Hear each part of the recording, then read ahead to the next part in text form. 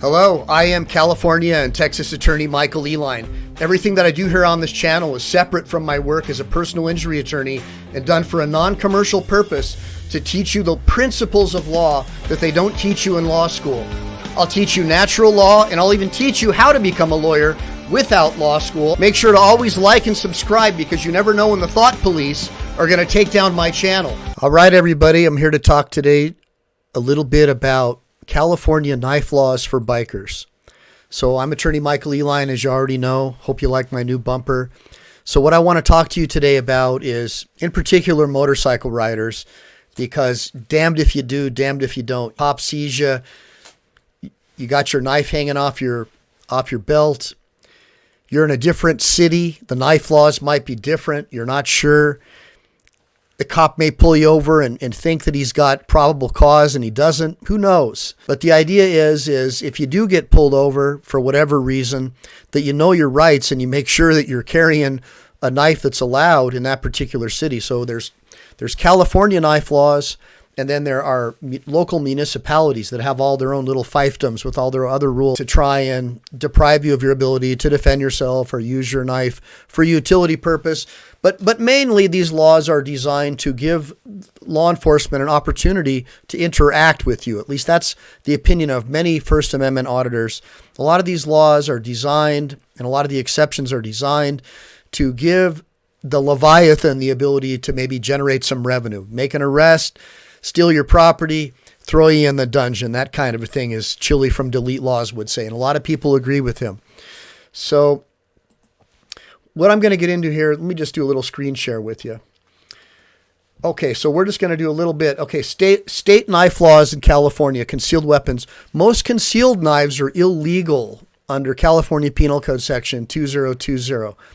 So if you're going to carry a knife, you got to make sure you carry it in a sheath. So there's an example of a K-bar knife. If you suspend it from the waist and it's not concealed, and by the way, if your shirt's covering the handle, who knows, a cop might say that it was concealed and charge you with carrying a concealed weapon. You got to be really careful how you deal with these people. Remember, especially if you're an outlaw biker, they're looking for a reason to get you.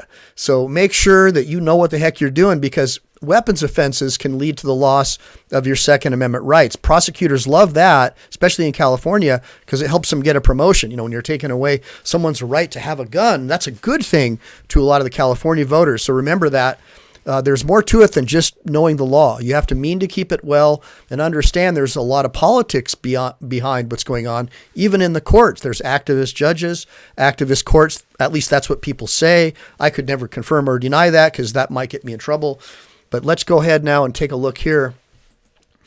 Automatic knives. Automatic knives are always illegal in California. So an automatic knife isn't like a machine gun that fires blades at you.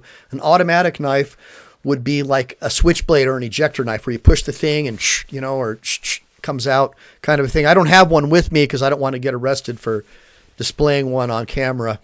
But that's Penal Code Section 17235, where it talks about the definition. So just remember that, if you're listening right now and you want to read more about it. Now, dirks and daggers have to be open carried as well. So dirks and daggers are something that need to be in a sheath. And that's Penal Code Section 21310. Now, there are exceptions made for like Sikhs. I think that's the Indian guys that protected Christians or protected Hindus against the Pakistani Muslims. There's some tradition they have where they would always have those to protect themselves against people.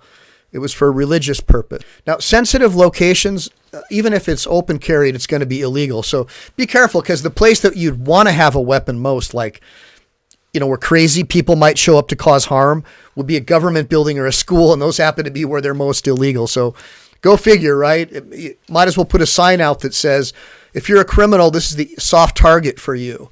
So at least that's an argument a lot of people make. So also, it's illegal to give weapons to children, which, that you shouldn't even need a law for that, right? People like that. Darwin's law needs to come into play there. Switchblades, also, okay, federal law. So federal law, remember, there's state law and federal law. There's two Leviathans. You got to feed both of them. And so the federal law also makes it a federal offense to transport a switchblade in interstate commerce or possess one on federal or Indian lands. So it looks like Indians aren't even allowed to have switchblade knives. That's interesting. Kind of sounds like what King Kamehameha did to anybody that could potentially rise up against him, against his own people. So now, the good news, if you want to have a knife, it's harder to get at it, and it probably doesn't make sense. I mean, it seems to me like it would be more of a problem. If I was a cop, I would want to be able to see your weapon, right, for officer safety. But if you have a folder knife, a knife that can fold, that's totally cool. You can put that anywhere on your person, concealed.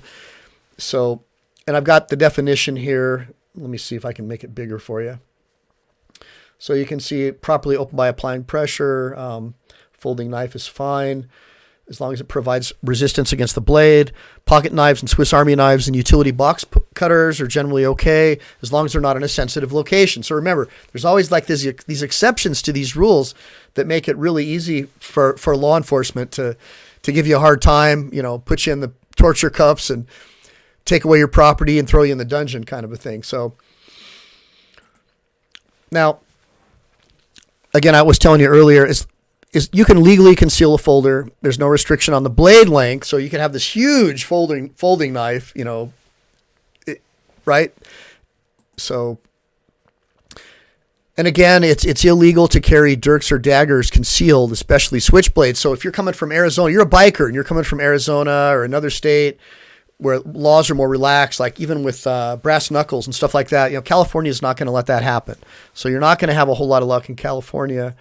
You probably end up doing some time. Now, there's also these municipal codes. Like San Diego, dirks and daggers are always illegal no matter what. So, and that's regardless of whether they're visible. So remember, if you're going down to San Diego and you're coming on a road trip with your brothers, that's a problem, guys. You got to think about this kind of stuff.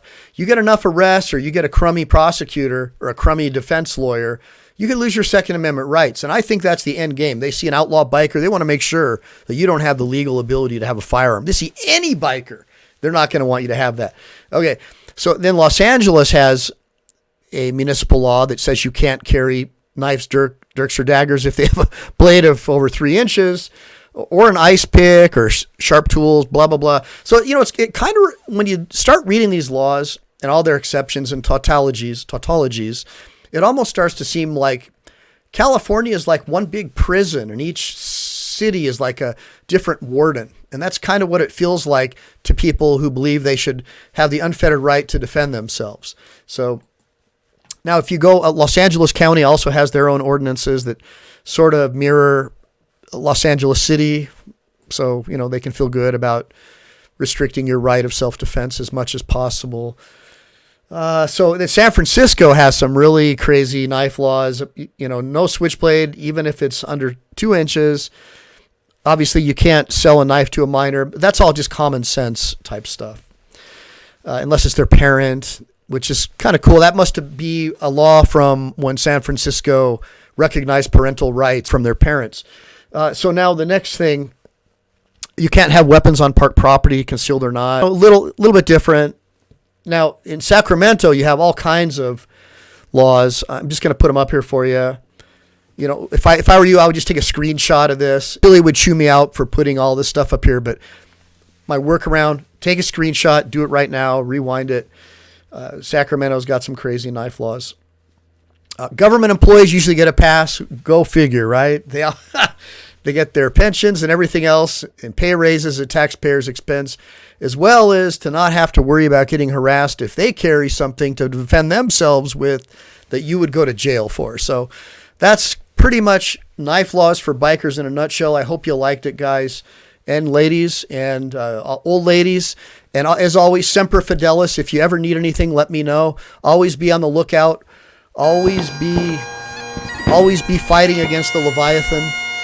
And make sure to like and subscribe and share this video with everybody, because you never know when the thought police are going to take down this channel. Semper Fidelis, everybody. Take care.